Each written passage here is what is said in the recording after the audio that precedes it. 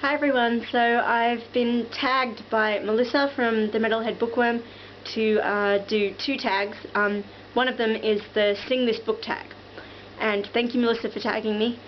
I'm going to be really lazy, I guess, with this. I know that the idea, I believe, is to play music, a song or a series of songs that relate to a book or a series of books for you personally.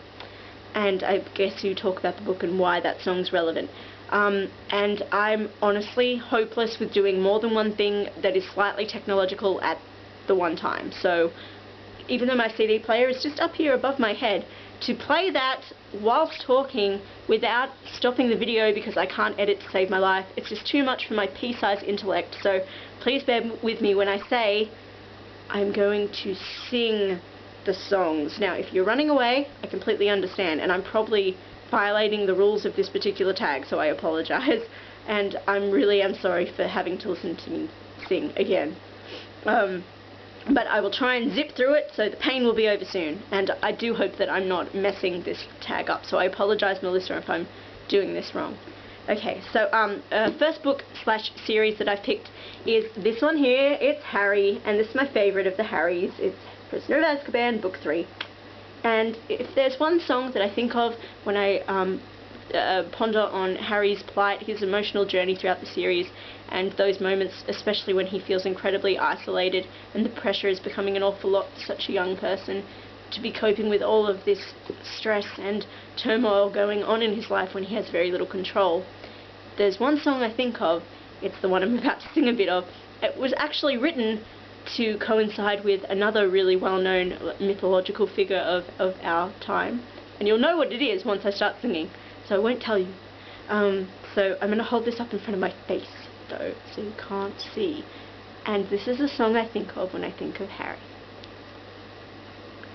I can't stand to fly, I'm not that naive, I'm just out to find the better part of me. I'm more than a bird, I'm more than a plane, I'm more than some pretty face beside a train, and it's not easy to be me. I wish that I could cry, fall upon my knees, find a way to lie about a home I'll never see. It may sound absurd, but don't be naive. Even heroes have the right to dream. I may be disturbed, but won't you concede? Even heroes have the right to bleed, and it's not easy to be me. That's enough of that. That was Superman, It's Not Easy by Five for Fighting, and that is my Harry song. I love you, Harry. Who else feels so sorry for Harry when you think of that song in correlation with his life? Oh, poor boy. I especially thought of that song when he had his breakdown moment in Order of the Phoenix. That scene still makes me cry. Okay, so I'm sorry if your eardrums are bleeding. The next series, but it's essentially this book, is the Gemma Doyle trilogy, and this is Book 3, The Sweet Far Thing. Now, this might seem like a strange song choice, but this book in particular brings to light a particular romantic relationship that had been hinted at in previous books. And I won't say what it is, I don't want to spoil, but it's a very tragic pairing, and it ends in a very sad way, and there's a real air of melancholy over it, and like this bittersweet sense and foreboding going through it because you know it can't end well, and it's quite an unhealthy relationship as well. But despite all that, you still feel terrible when things conclude as they do.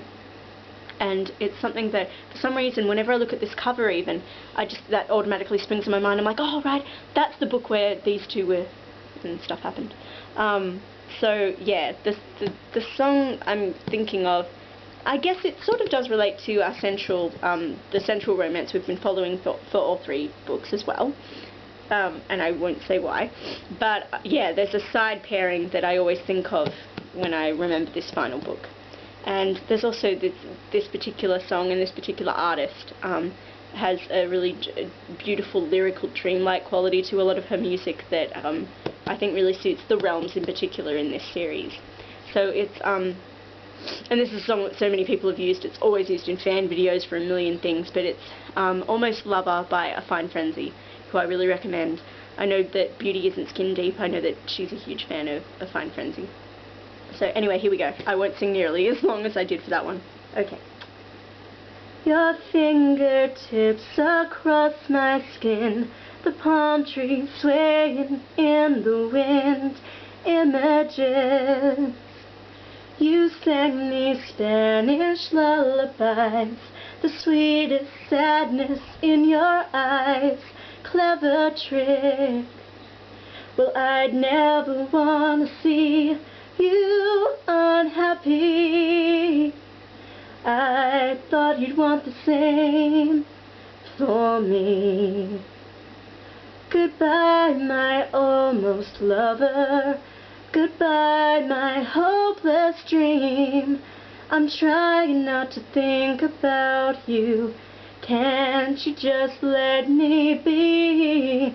So long, my luckless romance. My back is turned on you. Should have known you'd bring me heartache. Almost lovers always do. So that's that one. Again, quite a sad song, really. I'm sorry I'm not choosing happy songs for these books. I was going to do a third book, but my voice is getting tired. And the more I think on it, the more the song isn't that relevant to the series. But I had thought of a song for the character of Clary, our protagonist in the Mortal Instruments series. And it was going to be Inside Out by Sarah Bareilles, because it references being small but finding courage within yourself and that sort of thing. And I've always really connected to Clary being a heroine of diminutive size. I think she's 5'1", and that's the same height as me. Go the short people. And I thought, oh, that song kind of fits, but it doesn't really, and I'm too tired to sing it. And that's what comes with being lazy and not doing this tag properly. So, yeah, we'll leave it at those songs. Meanwhile, read those books if you haven't. Are we living in a world where people haven't read Harry Potter? If we are, they should be assassinated, just saying. So, I better get going, and hopefully this will upload. Meanwhile, I'm wearing my Chicks with Brains shirt, because the chicken, he's got glasses on because he's smart, and he has brains. And I always feel a little bit arrogant wearing this shirt, because it's like, ha, oh, I'm smart, when I'm not at all. But it's a good shirt to wear. And I saw The Social Network, the film, for the second time today, and I sit there and actually like yell at the characters on screen because they're all sexist, chauvinistic assholes. So I like to like go, yeah, you should die. So I felt good wearing the shirt because there's only like really two like saving graces in two female characters that are in the film. So yeah, that was just my little form of protest. Even though it's a very good film and an excellent script and really good performances, I just like to stick it to the male characters. So anyway, again, thank you, Melissa, for tagging me. I hope I didn't mess this up. I'm really sorry if I did. And I, again, don't know who to tag, so I will ponder, and I will put the links in the doobly-doo. But if you're watching this and you haven't done this tag, feel free to go ahead and, you know, please don't worry about what I've just done, and you can do it any way you like. And also in the doobly-doo, I will link to the proper versions of the songs I sang, so you can hear people with actual talent sing them the way they should be sung. But yeah, anyways, that's all for now, everyone. I shouldn't be moving around like this because I really am sore down here. I'm gonna go rest and have some dinner and let my cat in because he's outside. So that's all for now, and happy reading, everybody.